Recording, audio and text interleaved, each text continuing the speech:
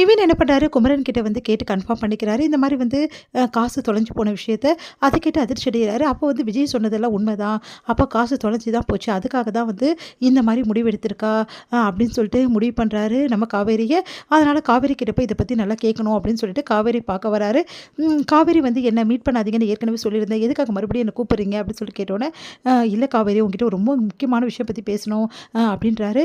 அத கேட்டு என்ன விஷயம் அப்படின்னோனே, நான் ரொம்ப பர்சனலா கேட்குறேன்னு நினைக்கிறேன். நீயும் விஜயும் சந்தோஷமா இருக்கீங்களா? அப்படி சொல்லிட்டு கேட்டோனே, என்ன பேசுறீங்க நீங்க? இந்த மாரிலாம் என்கிட்ட பேசுறீங்களே, உங்களுக்கு அறிவுன்றது இருக்கா இல்லையா? அப்படின்றாங்க. இல்ல நான் சொல்றது உனக்கு புரியலையா? இங்க பாரு, நீயும் விஜயும் வந்து பண்ண மேரேஜ் பத்தி தான் நான் கேட்கலான்னு நினைக்கிறேன்னு அதிர்ச்சி அடைகிறாங்க. என்ன சொல்றீங்க நீங்க? விஜய் எதாவது சொன்னாரா? ஆமா, அவர் தான் சொன்னாரு அப்படின்னோனே, ரொம்ப ரொம்ப அதிர்ச்சி அடைகிறாங்க. ஆமா, அந்த 11 மாசம் சொன்னாரு. அது சொல்றீங்களா? அது கிடையாது. அதுக்கப்புறம் வந்து விஜயும் நானும் மீட் பண்ணோம் இல்லையா? அந்த ஆக்சிடென்ட் வந்து ஆன மாதிரி ஆயிடுச்சுல்ல.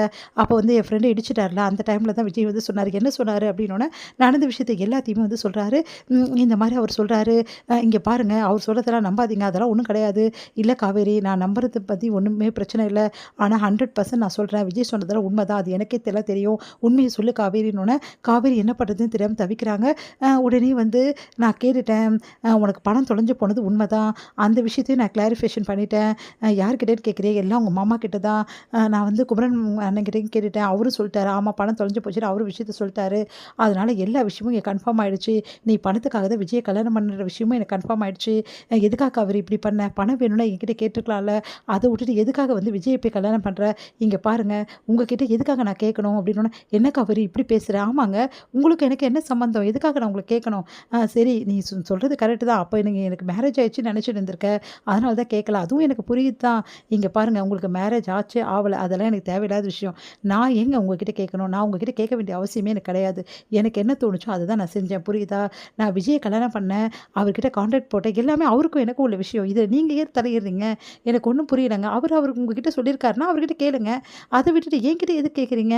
இங்க பாரு காவேரி, நீ பண்றது கொஞ்சமா நல்லா இருக்கா? நீயும் நானும் எவ்வளோ விரும்புனோம். மறந்துட்டியா? விரும்புனோங்க. ஒரு காலத்துல விரும்புனோம். ஒரு காலத்துல வந்து நீங்க தான் உயிர் நான் நினைச்சதெல்லாம் உண்மைதான். எப்போ வந்து வேற ஒரு பொண்ணு கூட உங்கள நான் பார்த்தனோ, அப்பவே என் மனச நான் மாத்திக்கிட்டேன். அதனால வந்து இதுக்கப்புறம் வந்து எக்காரணம் கொண்டும் உங்களுக்கும் எனக்கும் எந்த சம்மந்தமும் இருக்கக்கூடாதுன்னு தான் நான் நினைக்கிறேன். எனக்கு கல்யாணம் ஆனது உண்மை.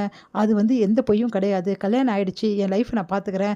அதே மாரி என் லைஃப்ல நான் பிரிவு இருந்தாலும், என் புருஷன் கூட நான் வாழல, பிரிஞ்சு போறேனாலும் அத நான் பார்த்துக்கிறேன். அதில நீங்க தலையிடாதீங்க.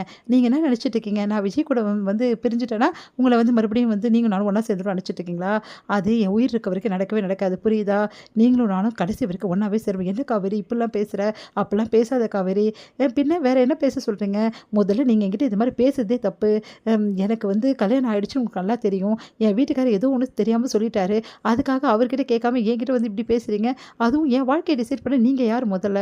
அதே மாரி அவருக்கும் உரிமை கிடையாது. உங்களுக்கும் உரிமை கிடையாது. நான் அதுக்கப்புறம் என்ன ஆவேன்னு நான் பத்தி பேசிக்கிறேன். புரியுதா? நீங்க வந்து இத பத்தி தலையிடாதீங்க. உங்க வேலை என்னமோ அத பார்த்துன்னு போயிட்டே இருங்க அப்படின்றாங்க. அத கேட்டு காவேரி, தயவுசெய்து இப்படிலாம் பேசாத காவேரி. நான் உனக்காக உயிர் வாழ்றேன். உனக்கு தெரியாதா? ஏன் இப்படிலாம் நினைக்கிற? நம்ம லவ் என்ன யோசனை பண்ணி பாத்து இங்க பாருங்க. காதல், லவ் இதெல்லாம் எல்லாமே முடிஞ்சு போன கதை. முடிஞ்சு போன கதைய பத்தி தயவுசெய்து என்கிட்ட பேசாதீங்க. ஒரே ஒரு விஷயம் மட்டும் நான் கேட்கிறேன் காவேரி. உன் மனசுல நான் இல்லையா? அப்படின்னோனே, இல்ல என் மனசுல நீங்க கிடையாது. அப்போ உன் மனசுல யார் இருக்கா? அப்படின்னோனே, என் கல்யாணம் ஆன பொண்ணு மனசுல யார் இருப்பா? அப்படின்னோனே அதிர்ச்சி அடைகிறாரு நிவின்.